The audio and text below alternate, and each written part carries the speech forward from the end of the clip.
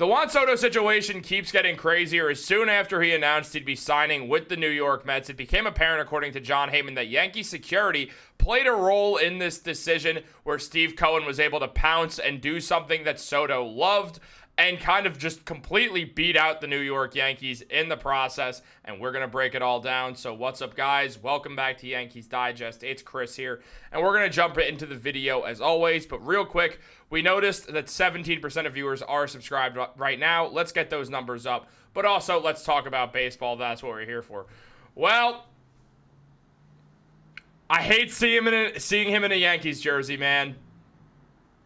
Juan Soto left after 1 year to the New York Mets, and it was an absolutely heartbreaking moment for many Yankees fans, myself included, as we saw Soto leave the New York Yankees to go to the New York Mets, forming a rivalry between the two teams, while also the Mets get one over on the Yankees after all these years. Well, looks like some of us my age, 23 or under, and a few people a little older than that, missed the glory days of the New York Yankees as Juan Soto left, and Jon Heyman revealed one of the reasons why, and this sounds like something that would happen to the Mets, not the Yankees, and it makes me fear the tides are turning in New York.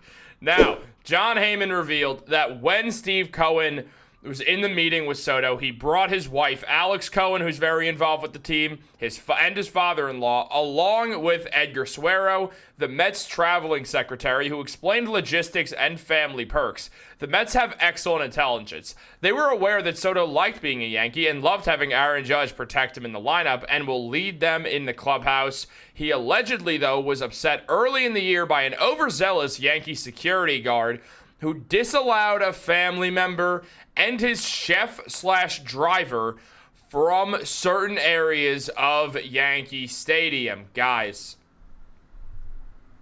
this sounds like a Mets story. Does it not? Does it not? Does it not sound like something that would happen to the New York Mets or the New York Jets or something? This is the Yankees. They're supposed to be the top-notch organization on the planet, and instead of that, what we're seeing is the security isn't allowing his chef, his driver, his family into certain areas. What are you doing, New York? It sucks the way we're seeing so much of this go down. Like, it's really, really brutal the way that we're just watching the New York Yankees just absolutely embarrass themselves further with this. Now, I understand that Steve Cohen was refusing to lose a bidding war, and it's tough to blame Hal Steinbrenner, and I'll be honest, I don't really blame Hal Steinbrenner at all for this.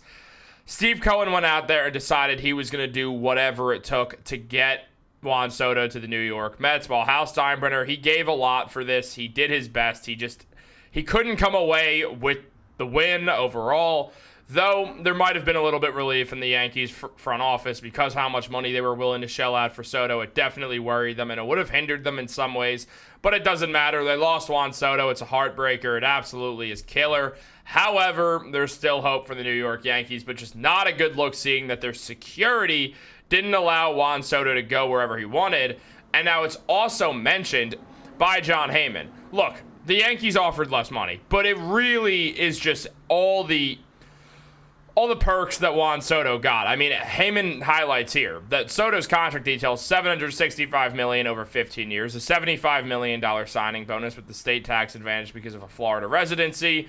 There's about $120 million overall pay by 2025. There's no deferred money, an opt-out after 5 years when Juan Soto's 30 years old in case he could make bigger money, and a Citi Field suite for his family, which is an established value at $500,000 plus per year. Steve Cohen did exactly what Steve Cohen said he was going to do all along. He basically made a deal for Soto that he couldn't say no to. He made an undeniable deal. There's nothing you could do about that. The Yankees did what they could. Steve Cohen is so loaded. He's going to be spending over $1 billion on Juan Soto in total when it's all said and done. The New York Yankees just could not compete with that.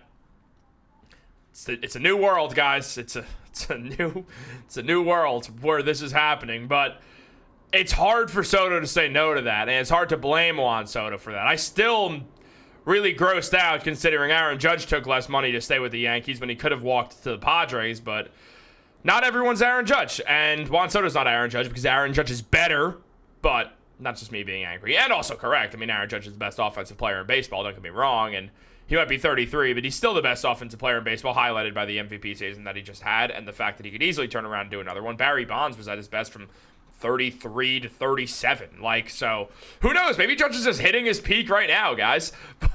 But you look at it, and it's just that apparently a Yankee security guard booted Soto's mom or dad from an arena from the stadium in April. Soto's very close with his parents, and there was some negative feelings about it. Then the same guy threw out Soto's driver and chef later in the year, and they had to wait out in the rain. I mean, it's literally stuff you'd see about the Mets a few years ago. It's stuff you'd see about the New York Jets today. It's just it's just not what you'd expect out of the New York Yankees, man. And there was a guy on Twitter who was flexing that he was a Yankee security guard. My money's on that guy being the one who did this, who tossed Soto's parents out. I mean, what kind of power trip do you have to be on to become this security guard? It's like, no, I don't care if you're related to Juan Soto. You can't get in here.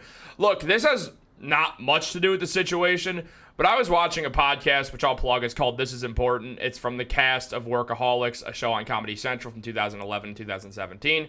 One of them's a diehard Clippers fan. He has courtside seats to the Clippers games, Los Angeles Clippers, and he's been a diehard fan since he moved to LA. He said that he had an incident also where there was a security guard who basically wouldn't let him go back into the tunnel the way he came from, and then once he was finally allowed in the tunnel, he tried to go back out and couldn't, and there was just a ton of trouble. So this isn't just indicative to the New York Yankees. This is something that happens. Sports security guards decide to start saying no to important people because they have the ability to, and decide, let me get on some massive power trip for absolutely no reason, because the decisions I've made in life have led me to be a security guard at a sports stadium. Now, let me just say, that seems like a pretty cool job to me. You just get to watch free sports games. You get to be paid to watch sports games and just do some security, make sure nothing bad happens. It doesn't seem like a bad job. Why are you being so uptight about it? And we saw this happen with the New York Yankees, and I don't think this is why Juan Soto left. I'm not going to go out there and say Juan Soto left the New York Yankees because he got mad that in April or May, a security guard was just being trash, to not call him a curse word and get demonetized. It's just, if Soto left because of that, it's the most petty thing anyone's ever made a free agency decision on. And I truly don't think Juan Soto is going to decide the rest of his MLB career's home and his financial situation solely based off one guy just sucking. It makes no sense. Like, I don't think Juan Soto would do that. That's not very smart to do. I think what Juan Soto did was he took the money from the New York Mets, realized that was the best way to get paid. The Mets made the NLCS last year, so, you know, it's not like it was a bad call by Juan. It's not like he went to some terrible Mets team. If he went to the Red Sox, that would have been strange. It would have been straight up strange. The Red Sox aren't good. That would have been weird. He went to a Mets team that just made the NLCS. Won 2 games against the Dodgers without him. Now, I don't think this Mets team is going to be very good. I think they got hot at the right time, and we're going to see them kind of regress, even with Juan Soto. They'll probably be in the playoffs, is my guess. I think the Phillies are still better than the Mets also. I really don't think Juan Soto just unlocked the Mets to being some World Series contender. I imagine Steve Cohen's going to keep signing top free agents year after year after year, and then the Mets will probably win a few World Series. They'll probably be between them and the Dodgers for a bit until a salary cap is added to baseball, which we'll probably see within the next 7 to 8 years. So, all this being said, I really don't think this is what made Juan Soto sign with the Mets, but it definitely helped that Cohen brought in his family and showed it would be a family operation. And it's also mentioned by Andy Martino. The relatively slight financial disparity begs the question, why did he choose the Mets when he liked being a Yankee? Soto's very close with his family, and the Mets are developing a reputation as a very welcoming two-player families. And this is Alex Cohen's purview, and Andy Martino heard that was a factor in the situation. The Mets just showed up and were like, this is going to be family business. You're going to love it here. You're going to have a lot of fun. And it worked out. Now, we know Juan Soto had negative feelings about the incident. So it's just become this situation where here we are. Juan Soto decided, hey, the Yankees were not really cool to my family this one time. The Mets are offering me more money. The Mets had a successful season. If I go there and they made the NLCS, then we'll win the World Series. Remember, Juan Soto thinks he's the best baseball player on the planet, as does most of the top 10 MLB players, as do all of them. They all think they're the best player on the planet. So Juan Soto believes that him on the Mets makes them a World Series contender. Now, I think a lot of people would agree with that, considering how great Juan Soto is. Again, I really think the Mets overachieved last year. I think they'll be a playoff team, certainly a wild card team. I just don't really see them this year becoming a World Series team. I think it's going to take one or two more signings by Steve Cohen, which will obviously get done, and then the Mets will be a World Series contender. I'm not trying to shade the Mets out of anger. I'm just... Literally, that's how I feel. I don't think they're a World Series contender yet. I think it's going to take a year or two.